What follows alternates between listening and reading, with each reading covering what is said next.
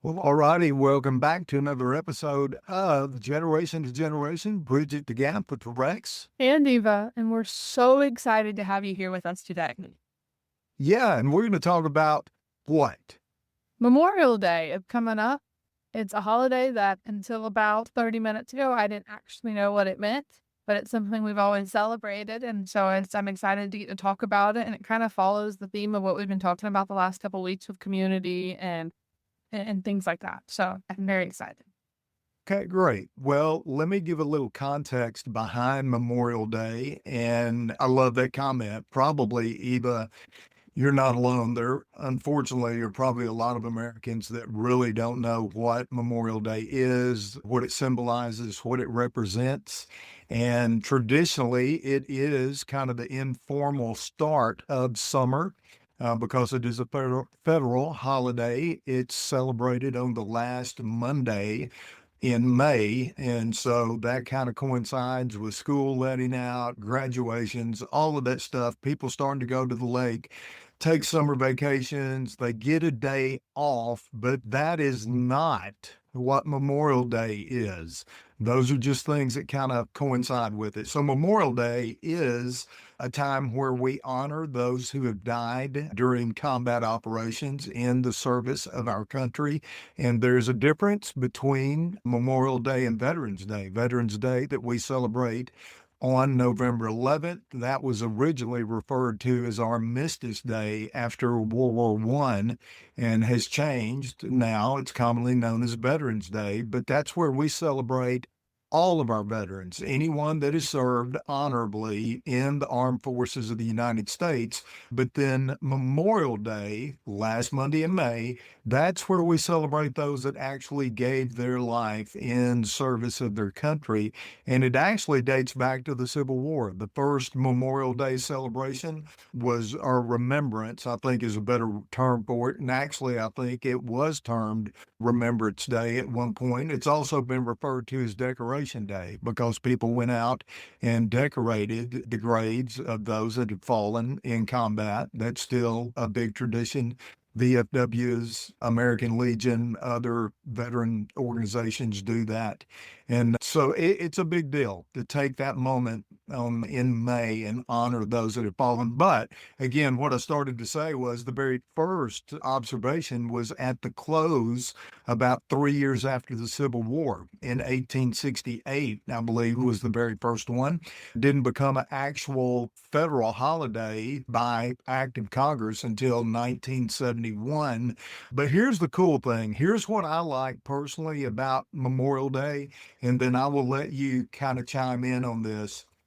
As you know, I am a big American Civil War history buff as I'm sitting in my personal library now at home and look across at the bookshelf. There are probably a much larger proportion of Civil War books than any other type of history books. And I just have enjoyed reading about that, traveled to a lot of the Civil War battle sites as a Boy Scout when I was a teenager.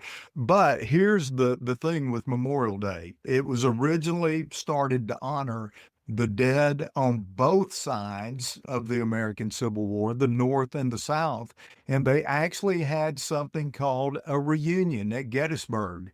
The Battle of Gettysburg, which occurred in 1863, well, the first reunion that they had was in 1888. And members of both sides, North and South, came and had a reunion on the battleground to Gettysburg. And they had different activities, they had picnics. But some of my favorite historic photographs are of Northern and Southern soldiers shaking hands on the battleground at Gettysburg and doing these annual reunions. And it's kind You of know we've cool. seen we know we've seen that before with Thanksgiving, with the Day of Thanks, but also wasn't it during World War II that they took a day off of fighting to celebrate Christmas? That is possible. I'm not Yeah. sure I about think that. I think that we've seen that many times throughout history of where they pause. Well, fighting was over by then, but where they paused the differences to celebrate those who have passed, or a holiday, or things like that. And so it's very interesting that this is one holiday that we really don't know the meaning behind, because I feel like growing up, we spent a lot of time talking about Thanksgiving, and I may remember learning in school about the Christmas Day thing, but nobody ever teaches about things about. Memorial Day. Well, it again, it's a big deal, and let's talk about some practicalities. But let me go back to what I started to say about the reunions. 1888 was the first reunion. That was 25 years after the Battle of Gettysburg in 1863, and then the second one was the 50th anniversary that occurred in 1913.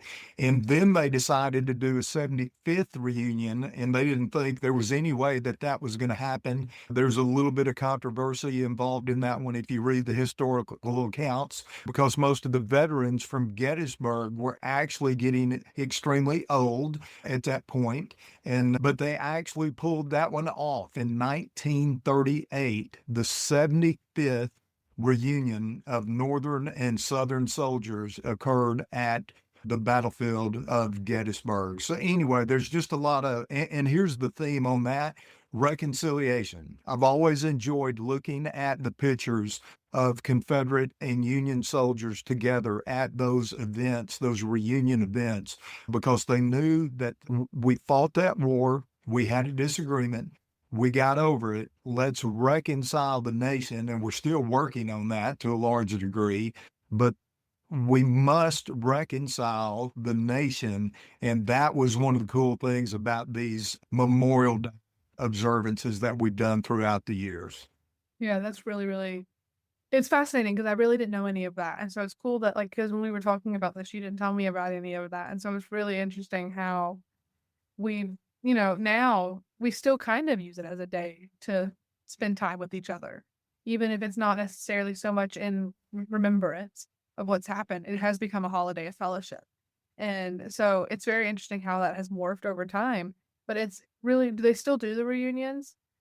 They Yeah. don't do the reunions at Gettysburg again because all of Obviously, those because soldiers everybody, at this point, I they mean, have do they still died. do like for families and They things? do reenactments. There, that's Yeah, one of the cool things for people, and they do this with World War II, but there are Civil War reenactments where they gather at these different Civil War battle sites on the anniversary, and they do their kind of big field exercises, and people come out, and it's living history, is what it yeah. is. Your mother and I actually went to the It's 135th true how the holiday. anniversary of Gettysburg back in 1997, I believe it was.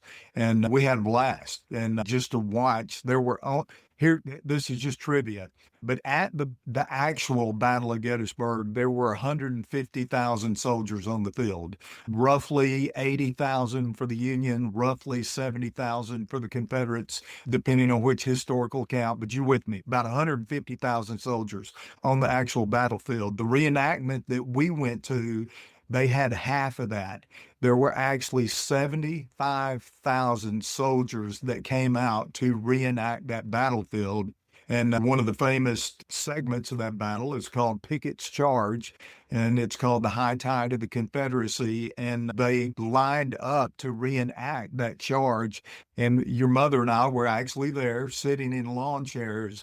It took over 2 hours for the soldiers to get lined up and to come out of the woods on the actual ground where that occurred to get lined up to redo that battle. And so, anyway, kind of And interesting when you get some of these living history lessons. it is. It's really cool.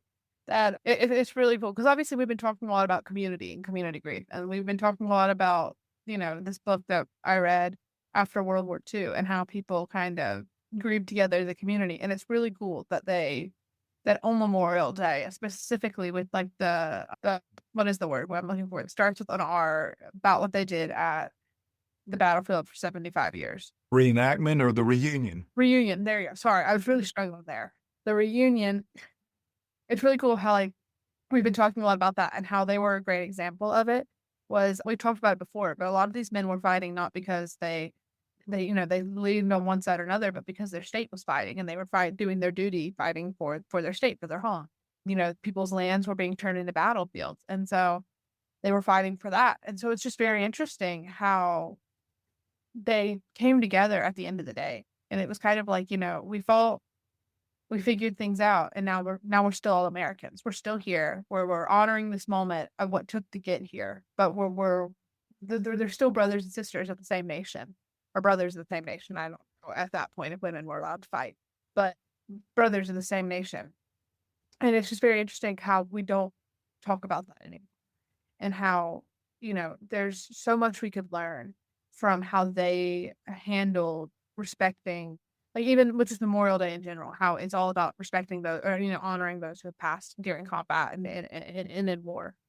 We don't talk about that, but there's so much you can learn from it because of those men, we're not finding ourselves in, because of those men and women who have died out there, we're not finding ourselves in a time, where we're actively in war, we're actively losing people, and we're grieving as a community and things. And so it's very interesting how different the over time respect has changed and how honoring it has changed. Yeah, and, let me say this. You said you had no idea. Well, that's an epic fail on your dad's part. Here you are, the daughter of a retired Army officer, and you're telling me that you really don't know the history of Memorial Day. Well, that's an epic fail on my part that we've never discussed that. But that's a great observation, Eva, because again, there's a lot of Americans, we don't know our history. We don't have discussions like this, and you tend to just go through the day. Oh, it's Memorial Day. It's got something to do with soldiers, but With it's a our day friends during the off, week. and let's just enjoy it and have a picnic. Well, there's a lot more to it than that, and so we have to educate ourselves. Hey, what is the meaning of this day? I'm sorry, what were you trying to say? I said, like, we used to go to the lake on Memorial Day and celebrate it with friends, but it's the same thing I wrote my junior thesis about, is if we stop talking and teaching about history, we're bound to repeat the mistakes of the past because history repeats itself. And if we're not educating people, if I'm not being educated on why this day is significant, if I'm not being educated on why this war or this battle was significant, then I'm bound to make the same mistakes. I'm bound to find myself in same situations. We're bound to find ourselves in a similar circumstances and as a country because we fail to learn from it. It's, I think, a big thing we had about them renaming military bases was it was dishonoring to those whose, like, legacy had been honored there. It was dishonoring to the soldiers and the men who had fought.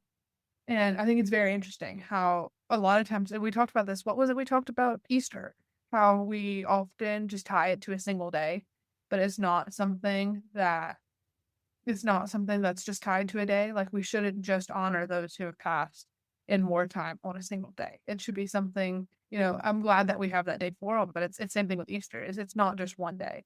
The freedom, the ability for me to, you know, work a job and drive down the road and to live in a country where I can have a religion of my choice. It's all because of people who died in war and fought for what they believed in and fought for their nation and fought for freedom and fought for it. And I feel like this is a poor comparison, but I feel like the one place that does it really, really, really well is Texas. And you may be like, what do you mean? The Alamo. It's a great example of their whole slogan is remember the Alamo. People always know what that battle was about because they're being told about it. But how many things have happened in our own states and our own cities that we are unaware of because we haven't taken the time to teach people about it and haven't taken the time to honor it, honor what happened and those who passed to fight for it. And so, Yeah, great point. And, let me kind of give some practicality to this because you brought up several things there. Easter, we did talk about that. Hey, it's a big celebration in the Christian church. It's this one day deal, and then we go on about it. And it's like, no, no, no, wait a minute. Jesus walked around on the earth for 40 days after Resurrection Sunday. Excuse me. And as a Christian, you have to reconcile that. Do you really believe that? Or do you just kind of accept that as a historical fact? It's written in the scriptures. Or do you, is that part of your belief system and who you are? Some of these things that we talk about, they demand not only understanding the background, but they demand that we give more than what I'm going to call mental assent.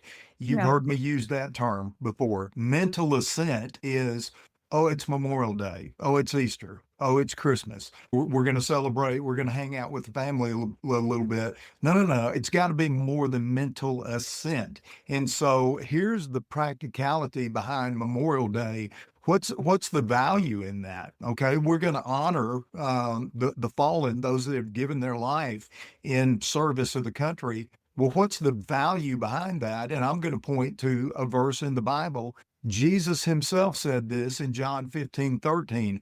Greater love hath no man than this, that he lay down his life for a friend. Jesus, that what's the value? Selfless service. And we don't have to die in combat to honor that particular value that Jesus himself was trying to get us to see. You can give your life in service of other people in the way that you do outreach, if you're part of a local church, in the way you feel a calling to be a school teacher. You're going to give your life to children in elementary education. Well, the principle is selfless service. And so the bigger macro for Memorial Day is that we take that value of selfless service and we honor those soldiers that have given their life in defense and the service of our country. I agree. It's not about tying it to one day. It's not about, it's not just about those. Oh, I mean, it is. The day itself is not is about those who have passed in it. But I think as a nation, as a person, like we as a whole, just need to realize that our ability to live today is because somebody previously gave their life for it. Our ability to go out and to work and to celebrate on the lake and to shoot off fireworks on 4th of July and give out gifts at Christmas and all of these things that we've grown so accustomed to that we have given mental assent to. Every single thing about our part of our nation was because somebody gave their life to fight for it and somebody gave their life so that we had a better future. It's like parents. Parents need to you can't just have a kid and passively live life with it, right? That kid needs to become part of your purpose and of your life. You're giving your life to make sure that kid has a better chance than you did. That kid has everything they need to be successful in life. They have every lesson, every skill, every they've learned that proper like what a consequence is, things like that. They've learned how to grow up and to be a contributing member of our society, and then have kids and do the same thing. It's a cycle. And it's the same thing with Memorial Day in this case is, we're always going to have men and women who are giving their life because they believe in something greater than themselves. And they're always going to be fighting for something more. And that's so incredibly important to remember them because we would have nothing without them. And we can't just give mental assent to it because we would have nothing. My ability to do anything would be completely impossible without the men and women who gave their lives for it. Very good. So now, do you feel like you are more informed on Memorial Day? I do. I do feel more informed. And I think it's interesting because we've been talking about community a lot and and grief and all of these things. And so I think if there's any call to action this episode, it's this Memorial Day, even if you're still celebrating at the lake with friends and family, don't just let it turn into another day. Don't let it just turn into another. If there's a way you could possibly give to your, what is it, VFW or American Legion group that is going and decorating the graves, or if there's a way you can go out of your way to honor a family member whose maybe spouse passed during a wartime or thing, like, some remembering these legacies, telling stories during these events about the men and women in your family who've given their life, for this. There's a lot more you could do that doesn't completely uproot the way of we live life, but there's a way you can just finding ways that you can incorporate in your own life to remember it, and not just let it passively become another day. Yeah. And so, with that, that's a great thought. Here's a couple of recommendations for Yeah. people as you continue to think about this. I think we do sometimes forget that there are people that are actually experiencing this right now. This is not just a historical event. Yeah. We're not just talking about Civil War servicemen, World War One, World War Two, Korea, Vietnam. There are mothers right now that have lost sons and daughters in combat in the global war on terrorism. I don't know why I've got a frog in my throat today. Sorry. But there are mothers and fathers that are experiencing this right now. Even though it's not as prevalent as those larger scale conflicts, we still have lost our sons and daughters recently in Afghanistan, in Iraq, in Syria, in other places across the globe. And so there are, we call them gold star mothers who have lost their sons and daughters. And so we are extremely grateful not only for your sons and daughters sacrifice, but the sacrifice of you as a parent. We honor it. We respect it. It's part of our heritage. It is certainly part of your heritage. And I'm reminded of a quote by Abraham Lincoln when he wrote to a mother in the Civil War that lost multiple sons. He wrote her and said, "What solemn pride must be yours to have laid such a great sacrifice upon the altar of freedom." That's a great quote, and it's one that I'd like for us to remember this Memorial Day. And a couple other practical things, just so you know, if you fly a flag at your home, which we generally do, we used to have a 25-foot flagpole until we moved recently, and I need another flagpole because I miss my flagpole. I'm But if you happen to fly the American flag at your home, it needs to be at half mast until noon. That is the proper etiquette for Memorial Day. Fly at half mast until noon, and then you raise it to full mast at noon. There's a supposed to be a national moment of silence at 3 p.m. local time. Wherever you are, just take a moment and remember that there are people who have died on our behalf, and that's what the day is for. And then this is a personal pet peeve, but I'm going to say it because I just saw it yesterday at the SEC baseball tournament. Even if you are in the parking lot on your way into the stadium and they start playing the national anthem, the proper etiquette for a patriotic American is the moment that you hear the first note of the national anthem, you stop in place. I don't care whether you're eating a hamburger, a hot dog, I don't care what it is, you stop and you stand at attention if you're a veteran like I am, or you put your hand over your heart and you take your cap off of your head and you stay still until the national anthem is complete. Well, that just goes for people in the state. No, no, no. That goes for anybody that hears the note. If you can hear it, if you're at your car, I'm preaching now, aren't I, Eva? Yeah, 'cause we were walking into the SEC tournament, and we were literally got out of our car, and the opening bars played, and we all just stopped, and the people next to us, they didn't get up immediately, but once they saw that we stopped, they got up themselves too, and it was just it's men and women died for us to be able to hear them, and we need to, respect the fact that it is part of our nation's heritage of who we are, and it is I our love it.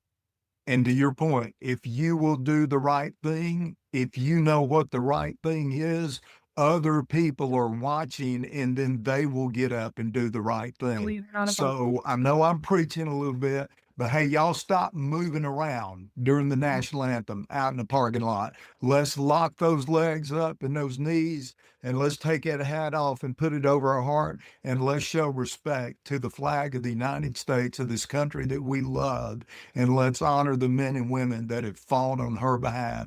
Let's do the right thing, honor selfless service, bear faith, true faith, and allegiance is a big part of that. Anyway, I'm done. I'm done. It was a great message, and I can't wait. I don't think a lot of people know it, especially if you like, for you, it's very important, obviously, because you are a veteran and because you did dedicate many, many, many years of your life to the service into protecting our country and to giving us the freedoms that we have. But many people, just people who've never, had kids in it, they probably don't know the meaning of it.